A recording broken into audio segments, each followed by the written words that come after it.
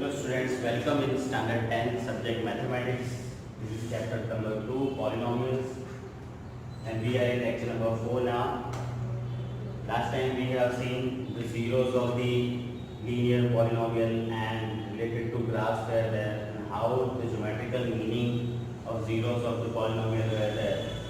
We have seen it all. And in last lecture again we have seen what is the zero of the linear polynomial and what is the relation from that with the coefficient of the polynomial.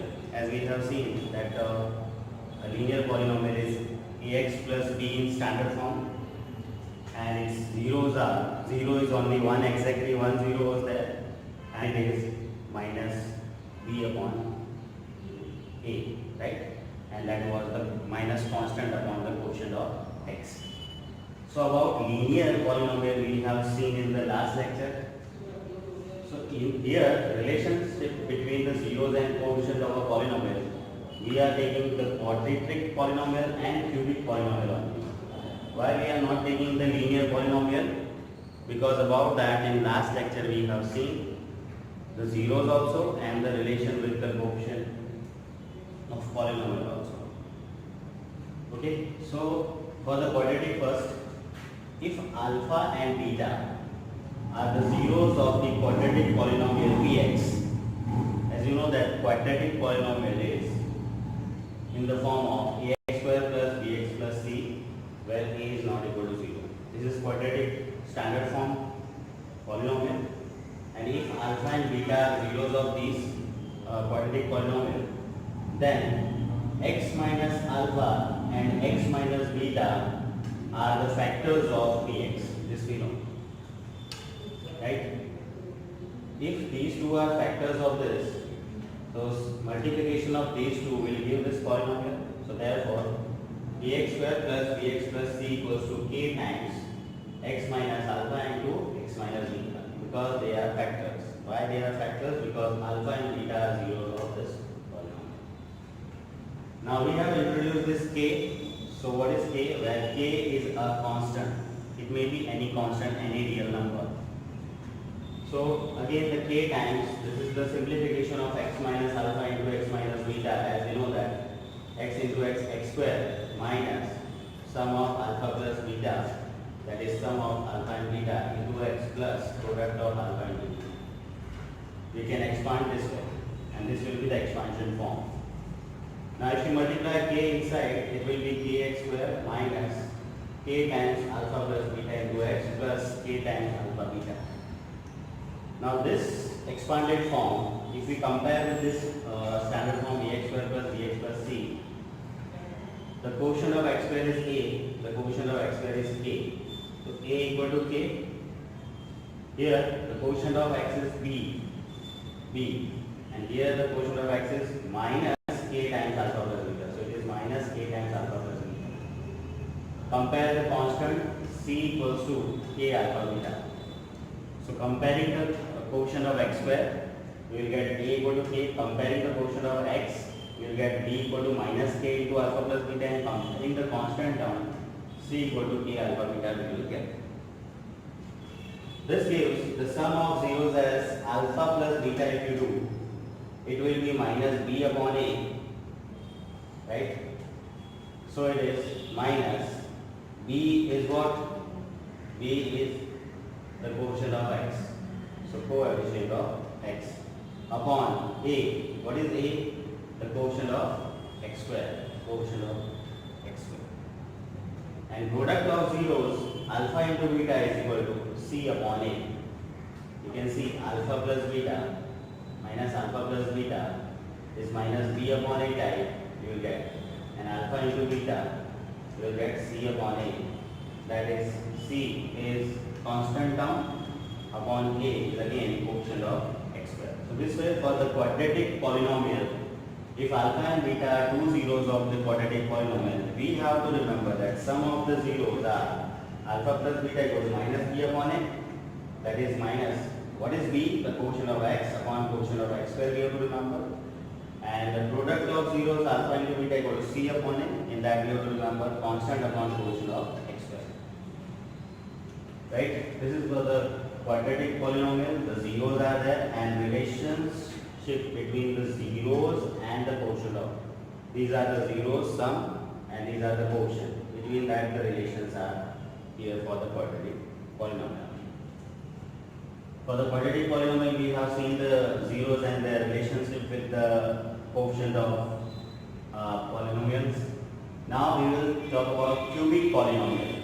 In cubic polynomial, you know that there may be 3 zeros.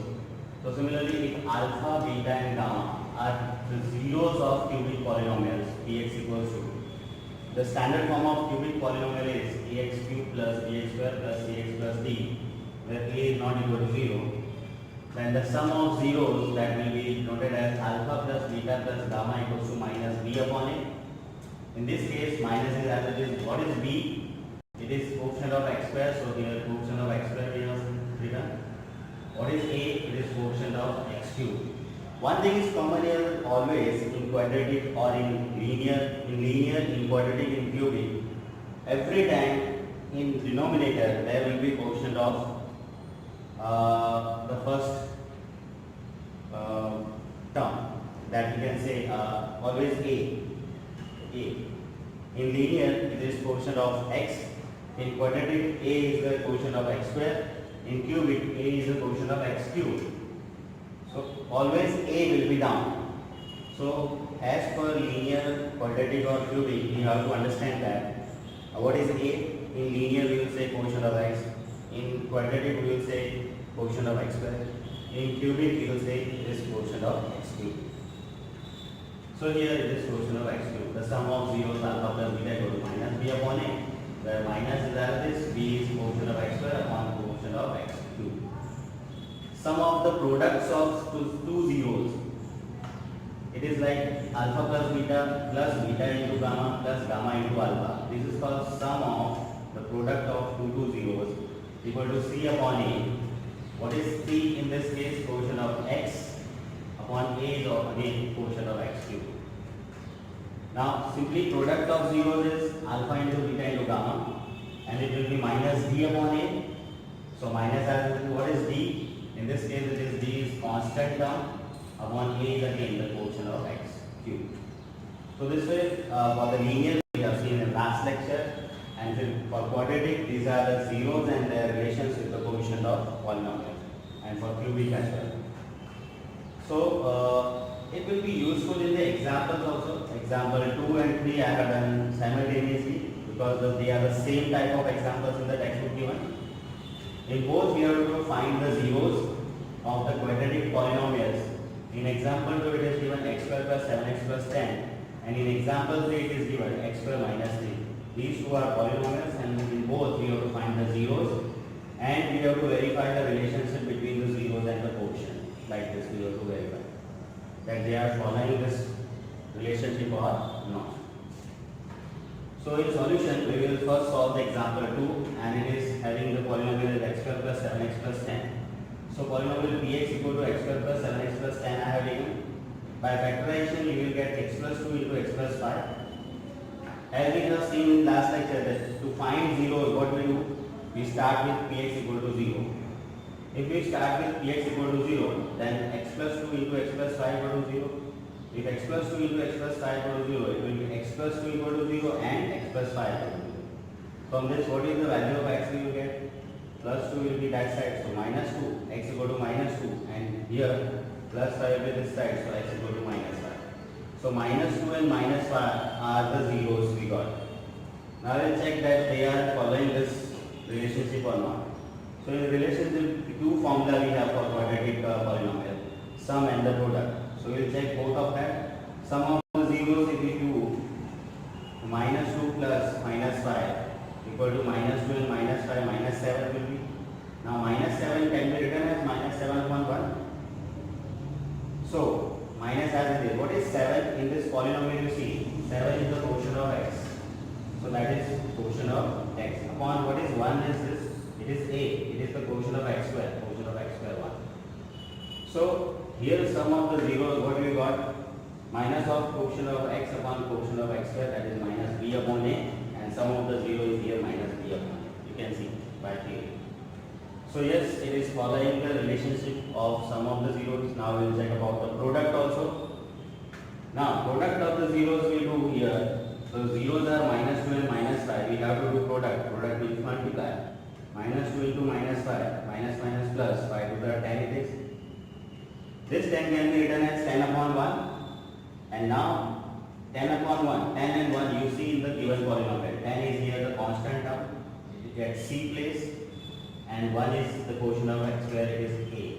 C upon a. C upon a. C is constant term. Upon what is a? 1 is quotient of x square. So the product formula that we have alpha into beta equal to C upon a constant upon quotient of x square, it is following.